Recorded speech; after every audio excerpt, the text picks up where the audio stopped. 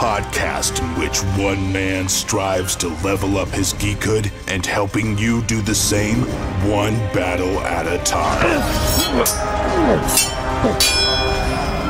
Now, let's get geeky with Gamer Leaf.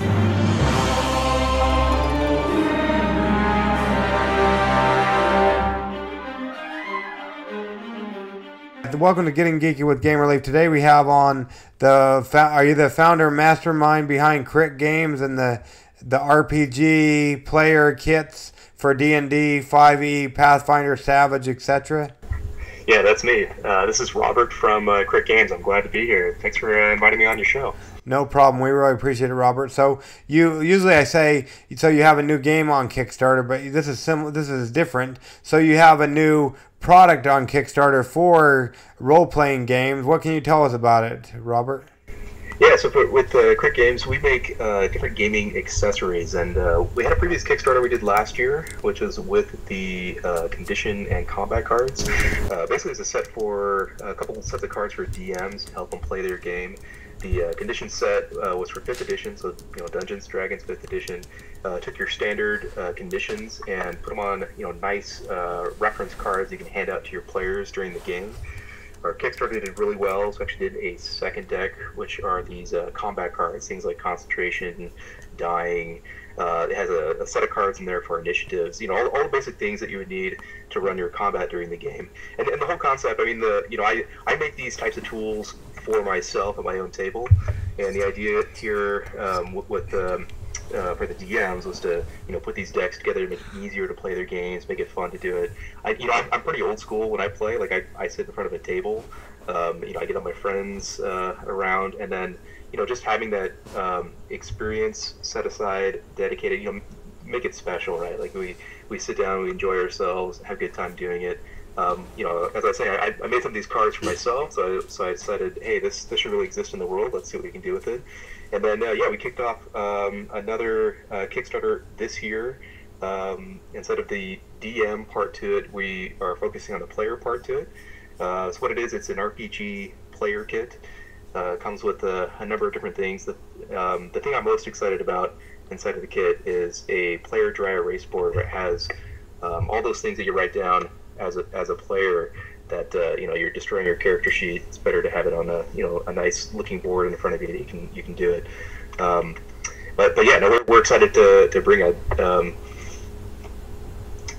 Yeah, that is a novel idea, the whole dry erase board thing. I saw that on recently one of my friends did, I forget what it's called, Dragon, a new D&D card game that's coming out in October. He recently did the unboxing of it, and they had that on the player sheet where they had the dry erase thing. So I think that's novel, because it's been years since I've role played. We're going to get back into it as a family, but you have where you're destroying the paper and stuff. Yeah, I remember doing that. Yeah, just things that look nice and make it easier to play the game, that type of thing. The kit also comes with what we call action cards. It's basically a set of cards that have your standard actions on them. So for 5th edition, there are actions like your melee attack, your ranged attack, shove. How do you grapple, those types of things. And then there's a set of movement cards. So the action cards are really good for new players. Actually, I do a lot of DMing, and with our new players, especially with role-playing games, it's very open-ended. And one of the things I found with new players is there's just an open door of possibilities of all the different things that they can do. And a lot of these game systems, there's a set of rules in terms of the different things you can do on your turn in terms of the actions, that type of thing. And just having a little quick reference to kind of thumb through to say, okay, well, here's the things I can do in my turn. I can take an action, I can take a movement, I have these bonus actions that I can do, and just make it easy for players to get into the game, understand it, that type of thing. And then I've actually run a few games with these action cards with players that have been doing this for a long time, but it was a larger table, right? So the whole point is I can have my players pre-select all of their actions they're going to do with cards, right? They lay those down on the table, and then as DM I just roll through and work with each person. The other really exciting part, so with the RPG player kit, we're doing a color-coded dice set that's a thing that comes up with a lot of new players as well, is like figuring out what dice is which, that type of thing. Or even if you've been playing for a long time, you can just grab a handful of the right colored die and you can roll your damage really easily. So those are all kind of like the component pieces that are coming inside. But a few things we want to do extra as far as stretch goals, and we'll get there and reveal them, that type of thing. But that's the crux of it. And then it comes in a beautiful walnut laser engraved dice box to keep all your stuff and bring it to the game. And this Kickstarter is good specifically for players. Make it easy for players to bring all their stuff ready to go, and really streamline their play at their table. Basically, maximize the fun part of the game rather than rolling dice, chasing them as they're falling off the table, or doing that bookkeeping on your character sheet, that type of thing. Just minimize that aspect of it, maximize your fun during play. Cool. And so we're not chasing the dice. Are you able to roll in the box? Is that what it's set up for too?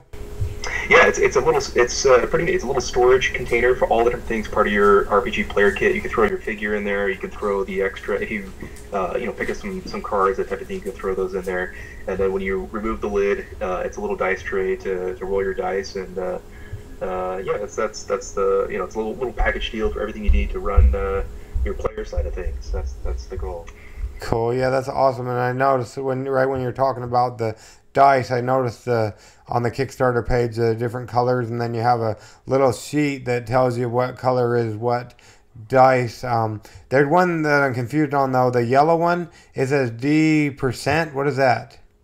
So that's the percentile die. So a lot of our RPG games will have your 7 standard die, right? So you get your D4, D6, D8, your D10, and then your percentile die is the one that turns, if you roll like the D10 together with the percentile die, that'll give you, from 1 to 100%, right? So it goes by tens, and then you have your standard D12 and D20. In D&D, you actually, there aren't too many opportunities to roll it, but it does come up every so often, in interesting cases. So it's good. You need one around, but it doesn't get rolled too often.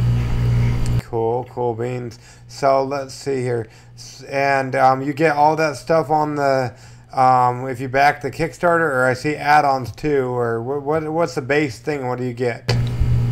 Yeah, we're going to make it easy for people to get on, and especially if they're interested in like one particular piece versus the whole kit. So you can pledge and pick up and say like just the dry erase board or just the dice box if you need the dice box, that type of thing.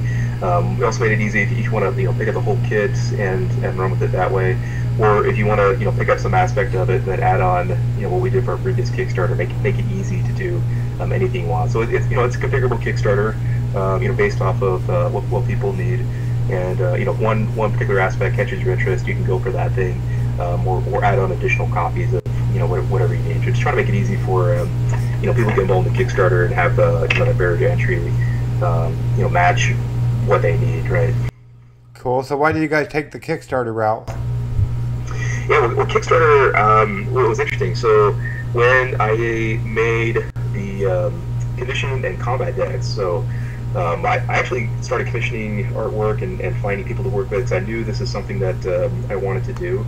And Kickstarter is a great vehicle, especially for games and indie publishers and people to get their ideas and their work out there. It's just a great location to get people excited, interested in the concept for these things. So Kickstarter is a perfect platform for these types of RPG accessories, and if you come in with your own game or game system, that type of thing, it's a great way to get that exposure and get out to a bunch of people, that type of thing. So I'm excited to work with Kickstarter on this project. It's a ton of work to do these Kickstarters, but it's a lot of fun, especially when you see it out in the world, people using it and enjoying it, right? Getting more fulfillment and time in their games. That's what it's all about. Cool beans. So going back to the beginning, or sometime in the beginning, or maybe before the beginning, how did you get into role-playing games? Yeah, so I was pretty lucky. So when I was young, there was a number of the different Dungeons and Dragons games that came out. They had a few of these sort of like simplified box sets that were available, and I had a few of those. And then back back in the day, you would go to a bookstore, you go to somewhere to find like the different copies of the game, that type of thing. And I've always been a huge nerd my entire life. Like, this is something I gravitated towards quite early. So we would, sitting in my basement, run a few games, and it was just a wonderful creative outlet, wonderful storytelling. Piece of childhood to kind of put all this stuff together. So I've been playing for a long time. I took a hiatus when I went off to school, college, that type of thing. I didn't have a lot of time in school and that type of thing. And now I have my own family, and like we have a regular game night. We have friends that come over and play, that type of thing. So it's a pretty natural thing to bring on. We'll play board games, card games, and do some RPGs as well. So it's been a lot of fun. It's something that it's one of those games that grows with you from when you're very, very young to even later in life. There's the possibilities inside of this RPG space are infinite, and that's what that's what makes it so interesting and fascinating, right? So been around it for a long time, and look forward to many more years of enjoying the pastime. Cool. Yeah, I remember. It seems like a lot of people, there's a lot of hiatuses that have been taken in regards to that. I know I did. I played Middle Earth role playing back when I was in high school, and then been on a hiatus ever since then, and gonna get into it with the family and whatnot. What's been the most interesting game you've played of role playing games? So that's the role play. So I've actually tried a few different role playing games because I have two different gaming groups, and one of them likes to kind of switch off and play off of different systems and try things out, that type of thing. And then the other group is more they're newer to it, that type of thing. So with my newer group, we kind of stick with the Dungeons and Dragons, sort of the 5th edition latest stuff, and kind of streamline it that way. With the other group, we've experimented with a number of different systems. Right now, we're playing inside of the Savage Worlds system, and then one I've been working with them to try out would be Fate, and use the Fate system. And what's really interesting, it kind of depends on the group you're with and the dynamic and the people involved, that type of thing, like what kind of flavor, be it a rules light system or something that's a little more crunchy, or maybe something in between. You really kind of dial it into that group of people that you're working with. But it actually, you pick a flavor of system that seems to fit well, has an interesting story and setting and environment to work from, and then then you get the magic, right? You get a good group of friends around the table, and it's just fun. So by all means, pick whichever system works well for you. And that's actually one of the things we try to do with this particular Kickstarter, is kind of open it up, allow people to suggest different systems that they'd be interested in playing, especially with this RPG player kit. So we've added on Pathfinder and Savage Worlds, and people have suggested a few other systems like Cypher System and some of these others. So we're looking into how we can work with these different systems to kind of bring those pieces in, say it's like an alternative version of the action cards, make it easy to kind of pick up that new system. But yeah, each system, it's a different way of carving up the world, and it's all about that group you're with and making it fun, right? So cool. You said you play with the new group, because we're kind of newbies or whatnot, and getting back into it or whatnot, and it seems a lot of overwhelming for the most part. What would be your suggestion on how to get back into it to somebody who hasn't done it or for a while, or who would be new to it? Yeah, so one of the things I did with my newer players is I printed. There's a bunch of pre-gen characters that you can get very easily online. And what I did with that group is I printed up a number of those, had those available. So basically, the only mental investment that they had to make was come that night. I would show them the different characters. They just basically pick one, and then as a DM, I'm pretty rules light when it comes to the actual mechanics of it. And I think a really good way of thinking about this, especially for new players, is just a simple explanation that this is collaborative storytelling. You can do whatever you'd like to do inside of this world. Just tell me what you'd like to do, and when that comes up, we'll resolve it, right? So basically pushing all of the rules-minded interest to the back burner, and put those characters and people at the forefront, and the story at the forefront, And then, when something happens in game world, they're like, well, I'd like to do a double backflip on top of this guy. And you're like, yeah, great, let's do it. And you kind of walk them through that particular, set of rules when it comes up, and just, kind of make it less intimidating as you go through it. And I think the, having like a pre-gen thing ready to go is kind of one of the easiest ways to do it. We actually ran at Gen Con this year. I signed up to be a game master, which was a lot of fun. And I wrote some one-shot scenarios. And doing something like this, I think, is a really good idea with a new gaming group, kind of get your feet wet, that type of thing. But with these one-shots, it was basically a story-driven type of environment. And the way I had 3 different kind of scenarios set up. And the way I would run those is I would have like this example of one of the scenarios. I had the players play as monsters in the scenario, which when you take a monster stat block, it greatly simplifies the amount of information, backstory, that type of thing that you need to have available there. And then I just ran them through. One shot I had was basically a combat situation where it was 2 teams pitted against each other. A lot of fun to do. Another one was kind of a story-driven type of thing where I had this story where the characters were basically pulling information from their past, and they would go through, and literally these games would fit in a little 1-hour scenario, but you need to know nothing to start with. Basically, you sit at the table, you hand them a little block, and you tell them, hey, you're this monster, you're this person, and then you can basically just launch the game and go. And I think one of the things that's maybe pretty intimidating to a lot of people, especially in and around RPGs, is they think, I had to invest all this time to make this happen, I have to do all this extra effort to do it. But it really doesn't necessarily need to be so, right? You can come up with something that's very straightforward and fun and interesting. And those games that I ran were about an hour length or so, and that's about the sort of extent of it. And there was, once you completed the arc, it was a done session, and people got their feet wet. I had a lot of people that came up and actually were new players for those particular sessions, so it was a lot of fun to run, and it was pretty lightweight to put together in terms of the investment, both on the player's part, and then just having that scenario set up and just ready to go. Cool. So the main thing is they're just mainly collaborative storytelling.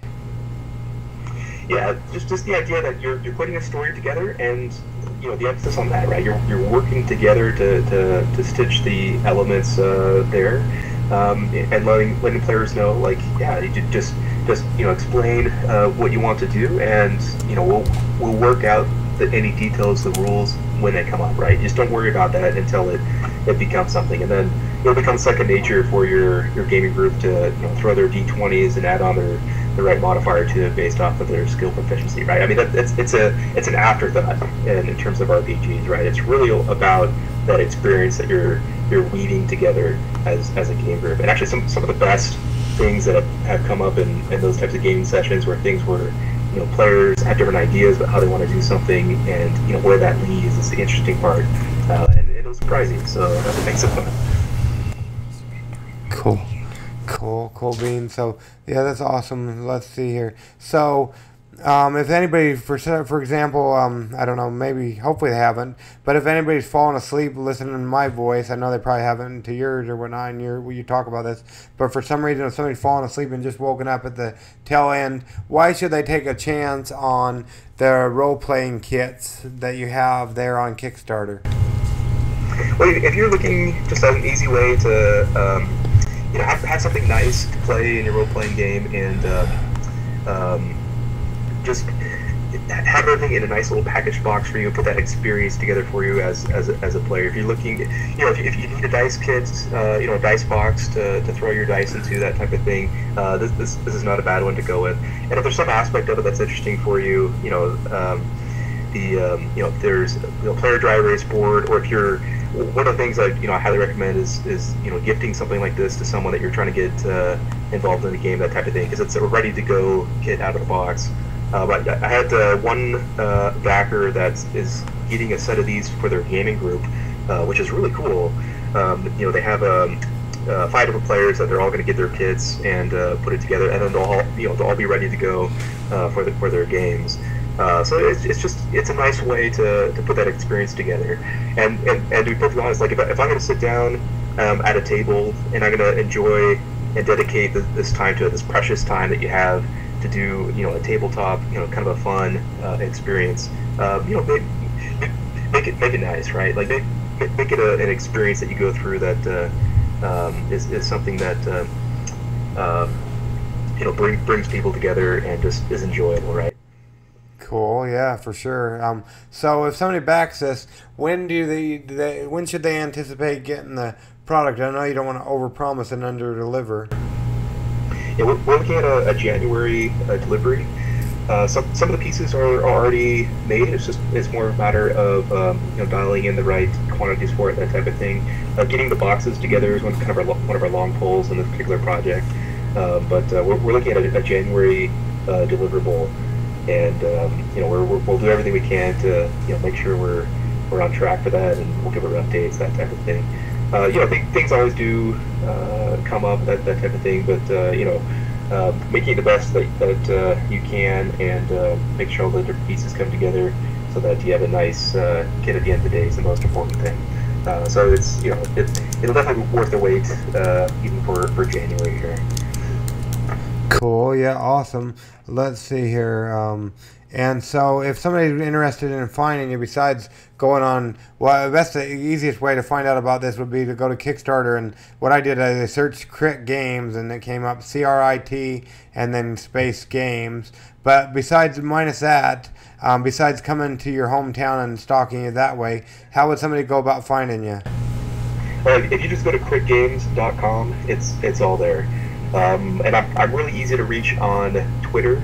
It's Crit Games LLC. That ties my phone. Basically, if you message me there, I'll be able to respond to you directly. And on our landing page right now for critgames.com is the Kickstarter. It'll always have kind of the latest stuff that's happening. I put up all of our Gen Con material there. And we actually recorded a few of those sessions and put them up on YouTube, that type of thing. But if you just go to critgames.com, that'll encompass kind of all the different ways to find us, and you'll be able to get the Kickstarter, be able to get to the Twitter stuff, all of that. So that's the easiest thing to remember. If you go to critgames.com, look for me there. All of our latest stuff will always be posted there. Cool beans. And now the next part on our podcast is called AAA. Don't worry, it's a family podcast, so it's not Alcoholics Anonymous. It's actually Adventures in Application Acquisition. Now, is there an application that you like or use? It doesn't necessarily have to be tied to role-playing games or whatnot, but for either the phone, tablet, even a video game or computer, is there an application you use? Oh, for gaming purposes? It doesn't have to be for gaming, just any kind of application you use. Just for cool stuff? Yes, sir. I'll give you two different ones. One interesting use case for some of this different stuff, and then the other one I found most recently, which has been phenomenally awesome. So at Gen Con, I was looking for a way to stream basically live footage while I was at Gen Con, and I wanted to do it through mobile phone, tablet, that type of thing. And I have a couple iOS devices. So the application that I found, I definitely recommend to go check out. It's called Live Air Solo, and you can connect this up basically to any kind of streaming service and launch your stuff from there. So what we did at Gen Con is we streamed our D&D games that I was hosting as a game master, and then actually streamed some of the on floor. We had a 2-hour time slot. We were doing kind of a demo for some of our stuff. So basically just set up a phone and point it at the Gen Con floor and hook up a couple mics, and it was a fun time. It was streaming all these services and away you go. One of the coolest things that I did most recently was turn a projector and a Wii pen into a digital board. I really love that intersection between like the virtual and the digital space, and it's kind of fun to kind of bend the rules between the two. And there's a couple projects that you can get at that are floating around the web, that type of thing. One's called the Wii board, but basically you can take simple LEDs and a projector and a Wii mode to be your sensor, hook all those pieces up together and put together a digital whiteboard that you can put up on any surface, like a table, a wall, that type of thing.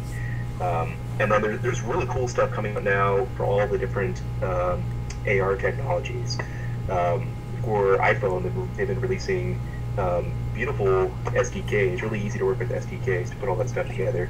And I do have a tech background, so I follow a lot of like the Unity stuff and the Oculus stuff. But a lot of this is phenomenally interesting in terms of, hey, I can take a mobile phone and make an application to it, and very, very easily drop in this interaction with the space that's around you.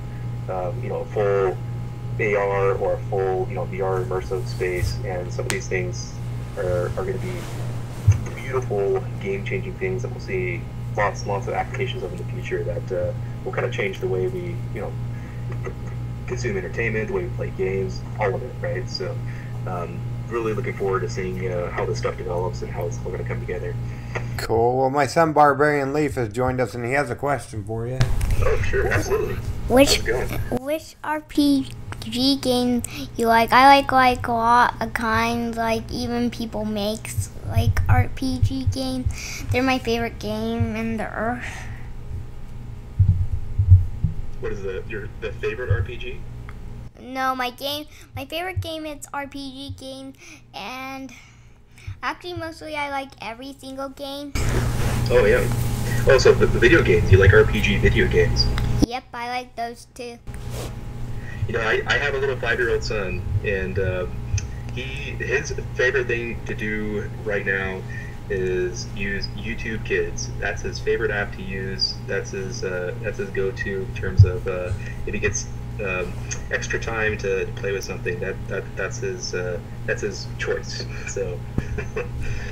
Cool beans. So going back to that application that you said you used, would there be, if you own the rights to it, would there be anything you would do to make it better? Oh, for the live air solo? Yes, sir. Video? Well, there was a few things that were kind of finicky in and around the microphone aspect of it. Basically, it won't work unless you plug in a microphone into your phone and make that work. It has this really kind of brutal feedback loop that it goes through. So if you just turn the application on, it'll set a reverb to do that. So I think that's part of the thing I'd ask the developers to fix on that one. Other than that, it's one of the better streaming applications that's out there in terms of hey, I want to say go to a game conference and stream what's happening, that type of thing, versus maybe pulling out Periscope or using a specific streaming app, right? But other than that, that's my main gripe. But it's a minor one. So. Well, there you go. Yeah. So if the creators of that are listening, I don't know if they will. Maybe someday. You heard it here first on Getting Geeky with Game Relief, where you can do that. Cool. Well, we really appreciate having you on the show, Robert, and we'll go ahead and make sure we leave everything in the show notes so they know how to find you and find out about your game and everything like that. Yeah, that sounds great. I appreciate having me on. I appreciate the time to talk to you. It's been fun. No problem. Thank you. Ogre Cheerleaders is a lighthearted card game where players are trying to recruit the best squad of ogre cheerleaders. The way that works is each turn you play an ogre onto the field and resolve the card effects. The cards rearrange or manipulate what's on the field in some way, with the goal of arranging them into different formations that you can score, such as multiple cards next to each other that have the same value or are from the same team. It's a fun and silly game for ages 8 and up, so it's easy enough for anyone to learn how to play. Games are quick and last around 10 minutes or less, and it's a single deck of cards, so it's easy to bring it with you and play a few games at the restaurant while you're waiting for your food, or if you just don't have long enough to play longer games. We call it a 2-ish player game, which means that it was made to be played by 2 players, but you can add an extra player or 2 to the game and it still works just fine. The game will just involve more luck the more players you add. The artwork really helps bring the game to life and will have you laughing each time you play an ogre cheerleader to the field. Check out the Kickstarter page, which will be live until September 14th. Hello, this is Kickstarter Corner. I'm Princess Leaf and joined with Game Relief. Today we're going to be talking about some games like Ancient Artifacts, which we already talked about. Some new games that we haven't talked about yet, Okay, so this is Ancient Artifacts, a pen and paper dice game, so like a RPG game for 1 to 4 players. Battle human jungles, deep oceans, and burning deserts tomb raiders and even other archaeologists in the search for artifacts and glory. By Derek Doley, 2 created follow. Okay, so what was this one like? It was like a VeggieTales movie, you said? Let's see. Larry and the hairbrush, and it's also compared to some Indiana Jones. Which, have you ever seen that? No. Before her time. She says I'm old. And then some of the other ones, you said there's new ones we're talking about. What else are we talking about today?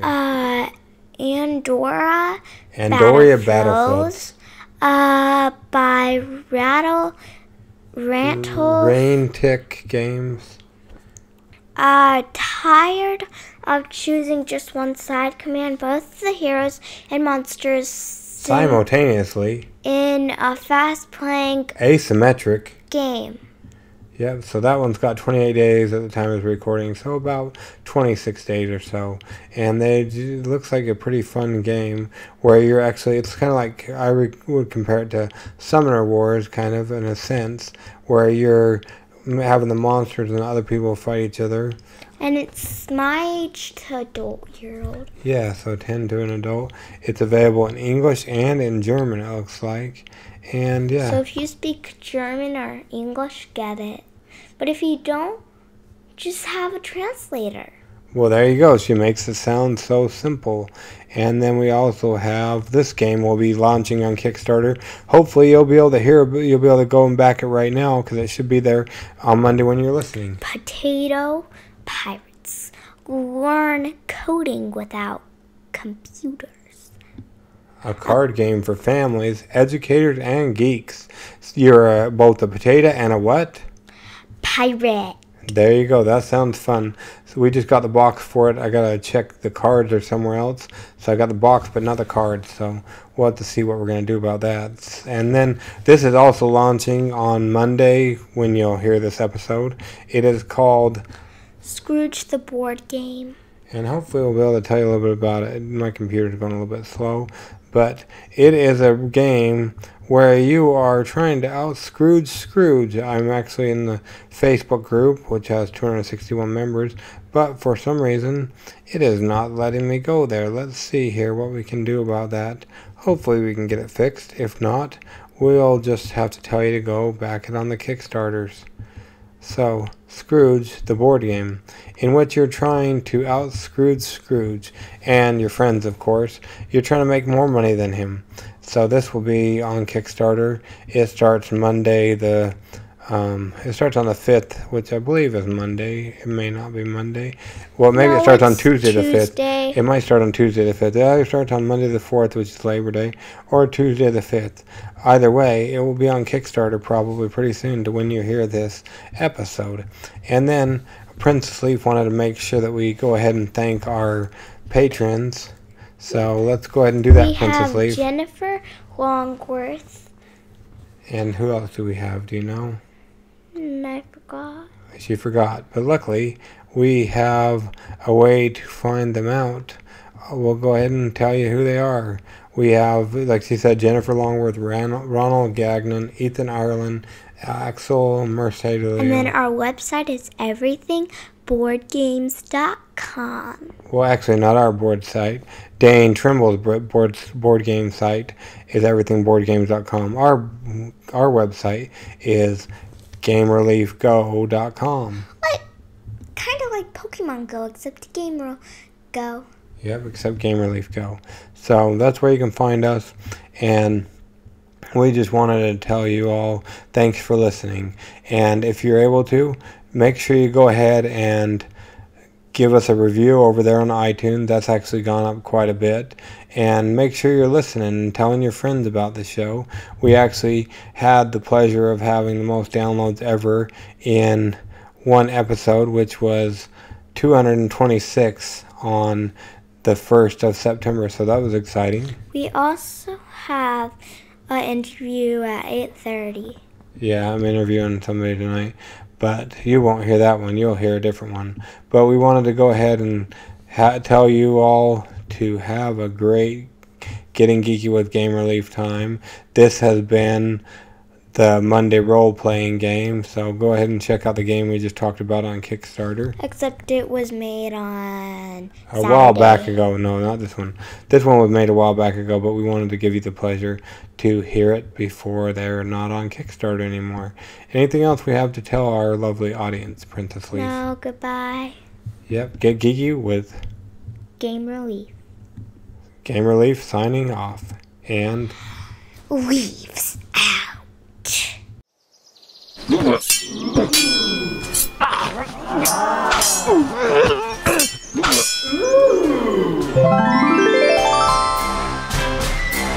Gamer Leaf levels up. Tune in next week to see if Gamer Leaf's luck holds up.